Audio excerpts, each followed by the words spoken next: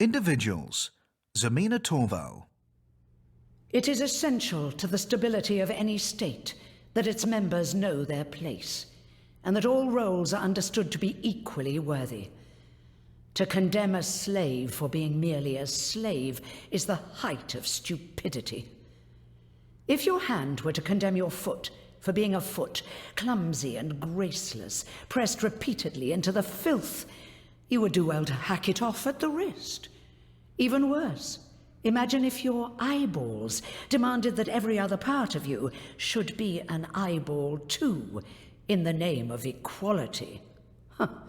What an abomination you would be then.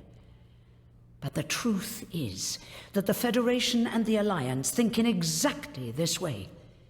You will notice that I wear a beautiful stone upon my finger. There is no other like it, which means that only one person can wear it. But that is unfair, cries the Federation. Why should you be the only one to enjoy it? They would have me smash it to bits and give everyone a tiny piece. But then the beautiful stone would be gone, and nobody could ever wear it again. Zemina Torval. Midwinter Address to the Bitterwood Children, 3303. Zemina Torval is an imperial senator with an immense personal fortune and a redoubtable private army. She is an unapologetic traditionalist, especially where the Empire's use of slavery is concerned. Her own wealth derives directly from slavery. She owns a majority share in Mistopolos mining, which depends upon slave labor, but she draws a distinction between imperial slaves, who are owed a duty of care, and slavery as it is commonly understood. This distinction is held in contempt elsewhere in the galaxy, however, and the Federation in particular considers it mere sophistry. Torval was born and educated at Bitterwood, her palatial family estate in the Centini system, alongside a host of siblings and cousins, including members of the Mistopolos dynasty. Among Bitterwood's many cavernous hallways and vaulted arcades, she learned to fence and play strategic games, as well as mastering higher mathematics, politics, and galactic history.